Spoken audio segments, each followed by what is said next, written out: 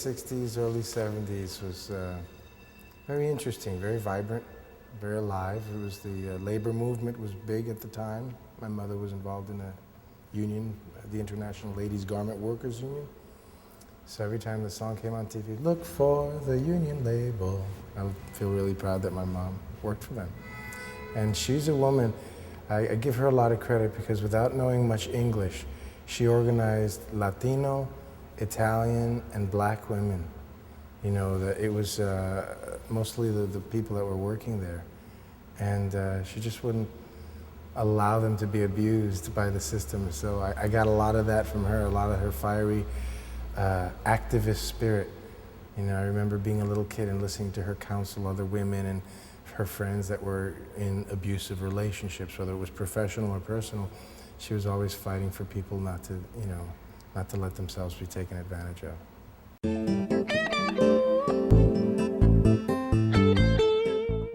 In my first grade of school, I was in a play that, you know, they put plays together, and I played a Mexican jumping bean. And little did I know that I'd be playing Mexicans for most of the rest of my life, you know, because it's the largest Latino population in the United States, and in Hollywood and California, that's who they know when they write movies, so it's kind of ironic.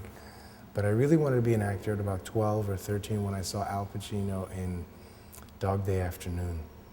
At that point I said, my God, this is what I want to do. There was something magical about looking at this movie screen and connecting with an image that was going through so much.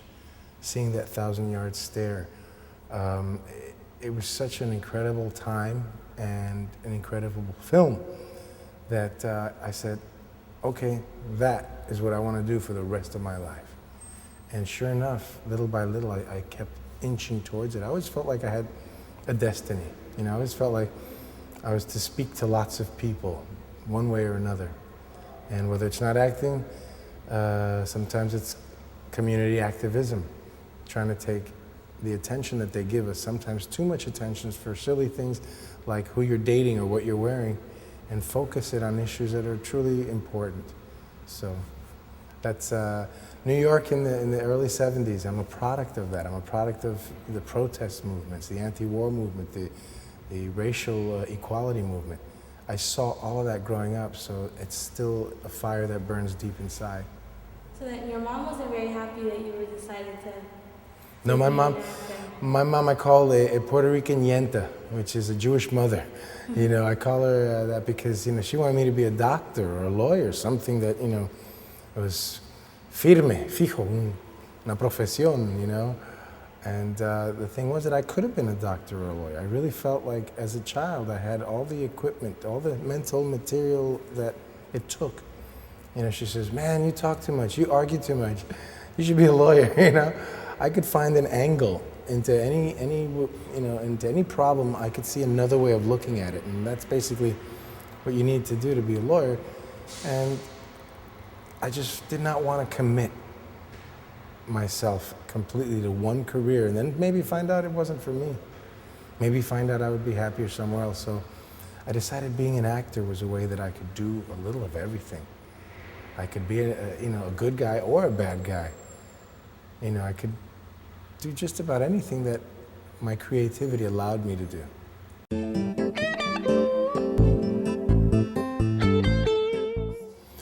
Having a name like Morales, people who are not familiar with our culture tend to group us together and make us all one. So if they've had an image presented to them of Latinos in the media, whether it's Ramirez or this one or that one doing something bad or, you know, being of humble background, they assume, oh, he's like that too. Or else that they give us limitations that we've long ago broken. They don't think we can do more than what they know us to do. I think that being a Latino, you in Hollywood, you really run the risk of being highly underestimated. And that is not good for your self-esteem. But whose fault is that? I can blame Hollywood, or I can make it a point to go out there and change that. And that's what I'd like to do. I'm tired of letting Hollywood or anyone else define me or what it is to be Latino or Puerto Rican or whatever it is. You know, Puerto Rican, what does that really mean? That means you probably have blood from 5 different major, you know, racial groups, subgroups. I mean, European, Native American, from the Taino Indians, African. I mean, those are the basic 3, but within those 3, there are we are such a mixture of people. The Puerto Rican, you know, that I see Puerto Rican as being a role model to what the world can be like if and when it gets really mixed. And it's our duty to show the people that that's not such a bad thing. That, you know, there will always be those who want to keep the races apart, but then there will be those called the rainbow people.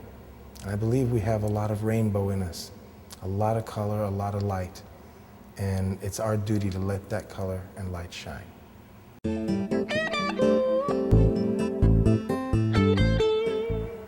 I think that the La Bamba experience is a very special and unique one. It's the most successful Latino-themed and rock and roll biopic to date. That's almost 20 years ago. And still no other film has surpassed it in its impact and its ability to really cross over and touch international audiences as well as local. La Bamba was a movie that was made with love. Love of its central characters, love of the music, love of the time. And it was treated not as an exploitation film. Many came after that tried to emulate it, that tried to imitate the success of it, but they couldn't, because I don't think you can make something with love that's a copy. You know, it's like, oh, look at them, they're in love. I'm gonna get a girl like he because then I'll be in love, and it's not that easy. You have to be original, and La Bamba was original. Luis Valdez, Taylor Hackford, all the people who worked on that movie, Stuart Benjamin, I mean, names that you may or may not know, really put their heart and soul into it, and they made a film that was about a family, not about Latinos. They just happened to be Latino. And that family and these characters, the one that I played, Bob Morales, had my name on it. My friends were like, hey, you should play Richie, you know, Richie's gonna get, you know, you're gonna be on the poster, you'll be famous. And I go, no, I'd rather play Bob because he's the one with the problems. He's the one with the issues, you know, he's the one with the demons in his soul. And I felt like he was the bigger challenge.